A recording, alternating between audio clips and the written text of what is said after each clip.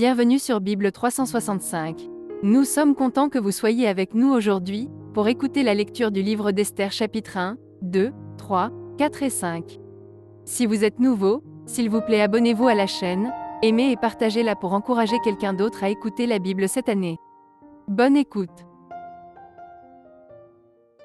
Esther, chapitre 1. C'était du temps d'Assuérus, de cet Assuérus qui régnait depuis l'Inde jusqu'en Éthiopie sur 127 provinces. Et le roi Assuérus était alors assis sur son trône royal à Suse, dans la capitale. La 3e année de son règne, il fit un festin à tous ses princes et à ses serviteurs. Les commandants de l'armée des Perses et des Mèdes, les grands et les chefs des provinces furent réunis en sa présence. Il montra la splendide richesse de son royaume et l'éclatante magnificence de sa grandeur pendant nombre de jours, pendant 180 jours. Lorsque ces jours furent écoulés, le roi fit pour tout le peuple qui se trouvait à Suse, la capitale, depuis le plus grand jusqu'au plus petit, un festin qui dura 7 jours, dans la cour du jardin de la maison royale.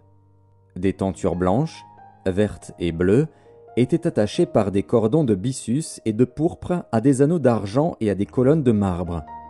Des lits d'or et d'argent reposaient sur un pavé de porphyre, de marbre, de nacre et de pierre noire. On servait à boire dans des vases d'or, de différentes espèces, et il y avait abondance de vin royal, grâce à la libéralité du roi. Mais on ne forçait personne à boire, car le roi avait ordonné à tous les gens de sa maison de se conformer à la volonté de chacun. La reine Vasthi fit aussi un festin pour les femmes dans la maison royale du roi Assuérus.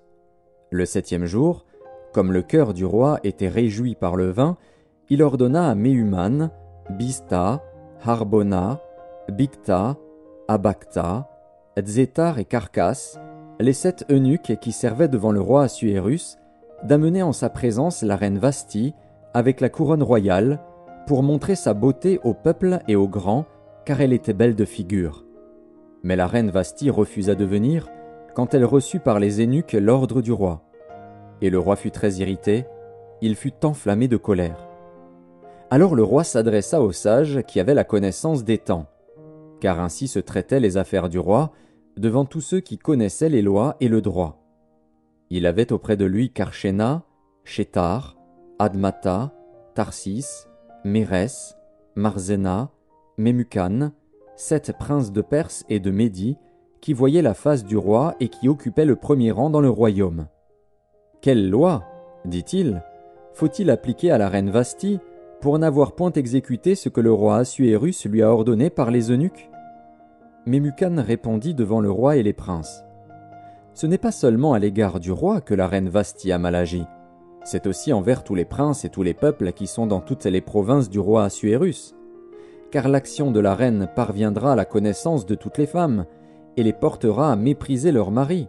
Elles diront, « Le roi Assuérus avait ordonné qu'on amenât en sa présence la reine Vasthi, et elle n'y est pas allée. » Et dès ce jour, les princesses de Perse et de Médie qui auront appris l'action de la reine la rapporteront à tous les chefs du roi.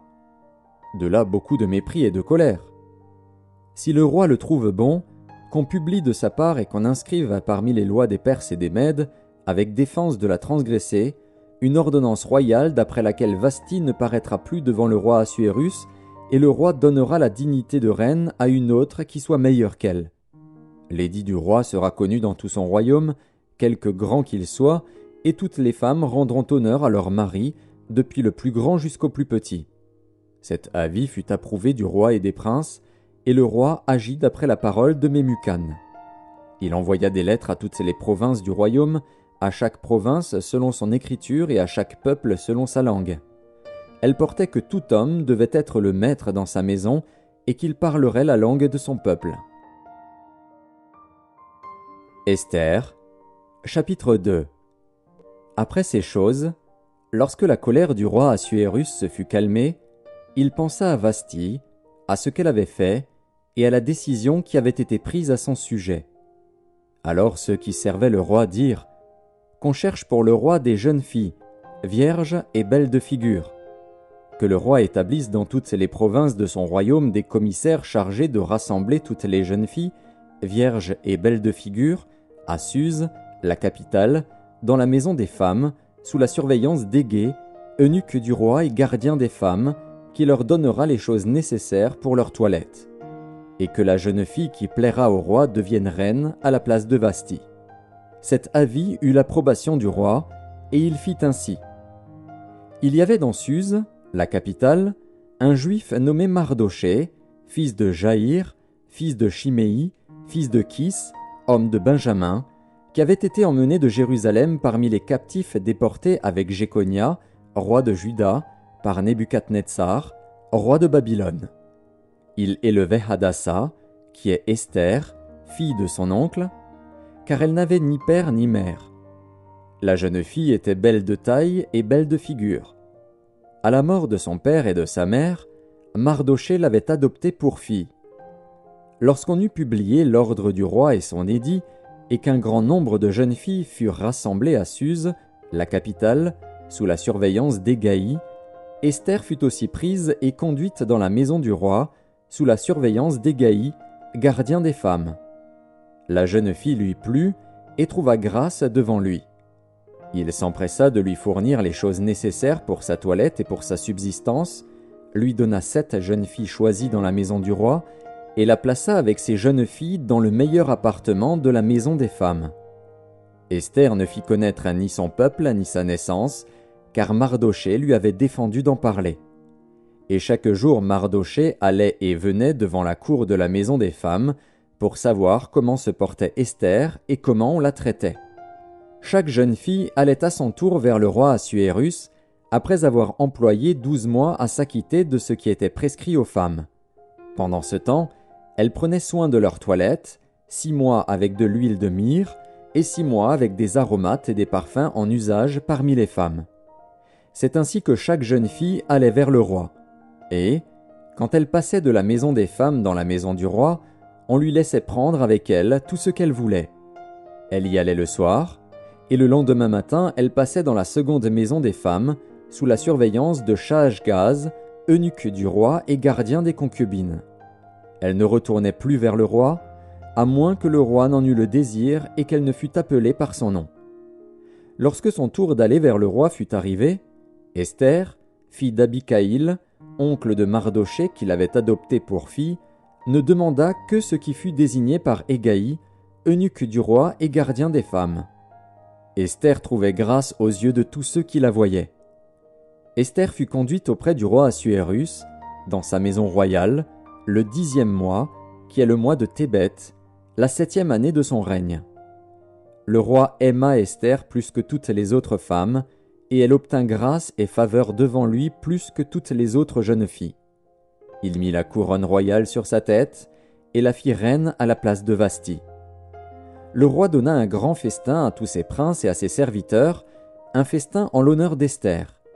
Il accorda du repos aux provinces et fit des présents avec une libéralité royale. La seconde fois qu'on assembla les jeunes filles, Mardochée était assis à la porte du roi.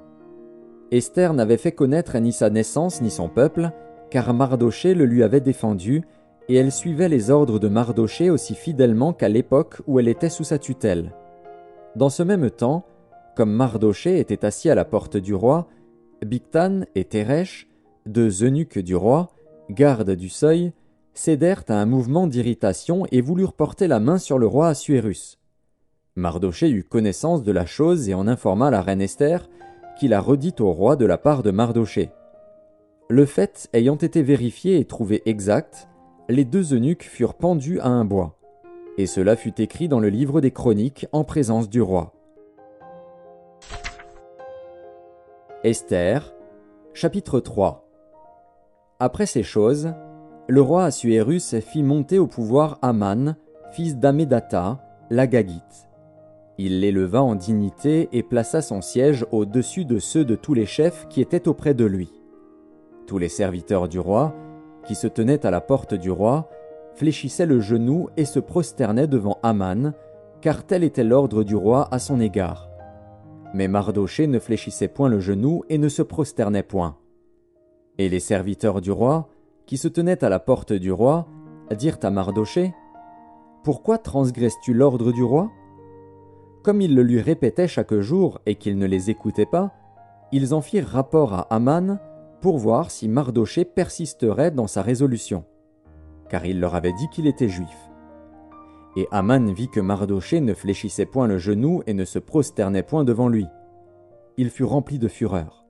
Mais il dédaigna de porter la main sur Mardochée seul, car on lui avait dit de quel peuple était Mardochée, et il voulut détruire le peuple de Mardochée, tous les Juifs qui se trouvaient dans tout le royaume d'Assuérus.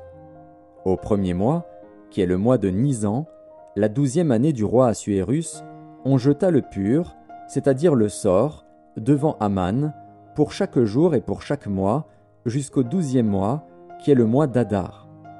Alors Aman dit au roi Assuérus, « Il y a dans toutes les provinces de ton royaume un peuple dispersé et à part parmi les peuples, ayant des lois différentes de celles de tous les peuples et n'observant point les lois du roi. Il n'est pas dans l'intérêt du roi de le laisser en repos. Si le roi le trouve bon, qu'on écrive l'ordre de les faire périr. Et je pèserai 10 000 talents d'argent entre les mains des fonctionnaires pour qu'on les porte dans le trésor du roi. » Le roi ôta son anneau de la main et le remit à Aman, fils d'Ammédatha, l'Agagite, ennemi des Juifs. Et le roi dit à Aman, « L'argent t'est donné, et ce peuple aussi. Fais-en ce que tu voudras. » Les secrétaires du roi furent appelés le 13e jour du 1er mois, et l'on écrivit, suivant tout ce qui fut ordonné par Aman, aux satrapes du roi, aux gouverneurs de chaque province et aux chefs de chaque peuple, à chaque province selon son écriture et à chaque peuple selon sa langue. Ce fut au nom du roi Assuérus que l'on écrivit, et on scella avec l'anneau du roi. Les lettres furent envoyées par les courriers dans toutes les provinces du roi, pour qu'on détruisît, qu'on tuât et qu'on fît périr tous les Juifs, jeunes et vieux, petits enfants et femmes, en un seul jour, le 13e du 12e mois, qui est le mois d'Adar, et pour que leurs biens fussent livrés au pillage. Ces lettres renfermaient une copie de l'édit qui devait être publié dans chaque province et invitaient tous les peuples à se tenir prêts pour ce jour-là. Les courriers partirent en toute hâte, d'après l'ordre du roi. L'édit fut aussi publié dans Suse, la capitale. Et tandis que le roi et Aman étaient à boire, la ville de Suse était dans la consternation. Esther, chapitre 4. Mardochée, ayant appris tout ce qui se passait, déchira ses vêtements, s'enveloppa d'un sac et se couvrit de cendres. Puis il alla au milieu de la ville en poussant avec force des cris amers, et se rendit jusqu'à la porte du roi, dont l'entrée était interdite à toute personne revêtue d'un sac. Dans chaque province, partout où arrivait l'ordre du roi et son édit, il y eut une grande désolation parmi les Juifs. Ils jeûnaient, pleuraient et se lamentaient, et beaucoup se couchaient sur le sac et la cendre. Les servantes d'Esther et ses eunuques vinrent lui annoncer cela, et la reine fut très effrayée. Elle envoya des vêtements à Mardochée pour le couvrir et lui faire ôter son sac, mais il ne les accepta pas. Alors Esther appela Hathak, l'un des eunuques que le roi avait placé auprès d'elle, et elle le chargea d'aller demander à Mardochée ce que c'était et d'où cela venait. Hathak se rendit vers Mardochée sur la place de la ville, devant la porte du roi. Et Mardochée lui raconta tout ce qui lui était arrivé, et lui indiqua la somme d'argent qu'Aman avait promis de livrer au trésor du roi en retour du massacre des Juifs. Il lui donna aussi une copie de l'édit publié dans Suse en vue de leur destruction, afin qu'il le montrât à Esther et lui fît tout connaître. Et il ordonna qu'Esther se rendît chez le roi pour lui demander grâce et l'implorer en faveur de son peuple. Hathak vint rapporter à Esther les paroles de Mardochée.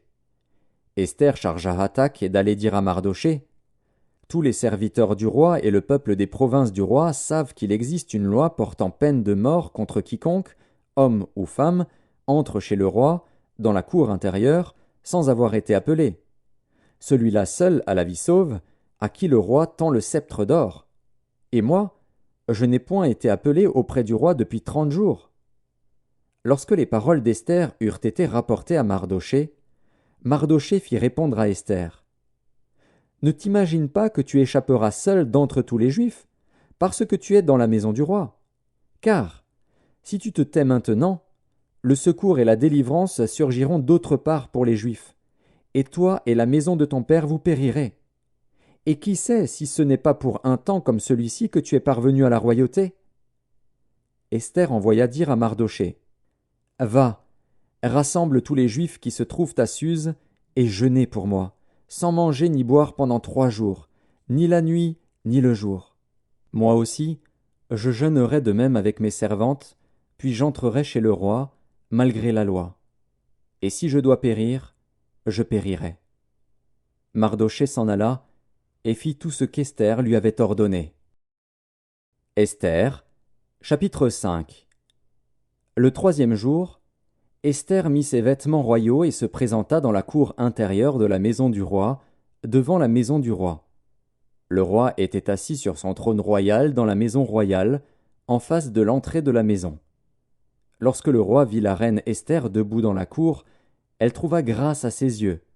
Et le roi tendit à Esther le sceptre d'or qu'il tenait à la main. Esther s'approcha et toucha le bout du sceptre. Le roi lui dit: « Qu'as-tu, reine Esther, et que demandes-tu? Quand ce serait la moitié du royaume, elle te serait donnée. » Esther répondit: « Si le roi le trouve bon, que le roi vienne aujourd'hui avec Aman au festin que je lui ai préparé. » Et le roi dit: « Allez tout de suite chercher Aman, comme le désire Esther. » Le roi se rendit avec Aman au festin qu'avait préparé Esther. Et pendant qu'on buvait le vin, le roi dit à Esther: « Quelle est ta demande? Elle te sera accordée. Que désires-tu?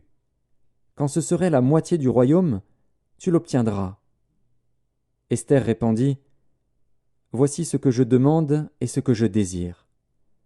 Si j'ai trouvé grâce aux yeux du roi, et s'il plaît au roi d'accorder ma demande et de satisfaire mon désir, que le roi vienne avec Aman au festin que je leur préparerai, et demain je donnerai réponse au roi selon son ordre. » Aman sortit ce jour-là, joyeux et le cœur content. Mais lorsqu'il vit, à la porte du roi, Mardochée qui ne se levait ni ne se remuait devant lui, il fut rempli de colère contre Mardochée. Il sut néanmoins se contenir, et il alla chez lui. Puis il envoya chercher ses amis et Zeresh, sa femme. Aman leur parla de la magnificence de ses richesses, du nombre de ses fils, de tout ce qu'avait fait le roi pour l'élever en dignité, et du rang qu'il lui avait donné au-dessus des chefs et des serviteurs du roi. Et il ajouta: « Je suis même le seul que la reine Esther ait admis avec le roi au festin qu'elle a fait, et je suis encore invité pour demain chez elle avec le roi. Mais tout cela n'est d'aucun prix pour moi aussi longtemps que je verrai Mardochée, le juif, assis à la porte du roi. » Zeresh, sa femme, et tous ses amis lui dirent: « Qu'on prépare un bois haut de 50 coudées, et demain matin demande au roi qu'on y pende Mardochée. Puis tu iras joyeux au festin avec le roi. » Cet avis plut à Aman, et il fit préparer le bois.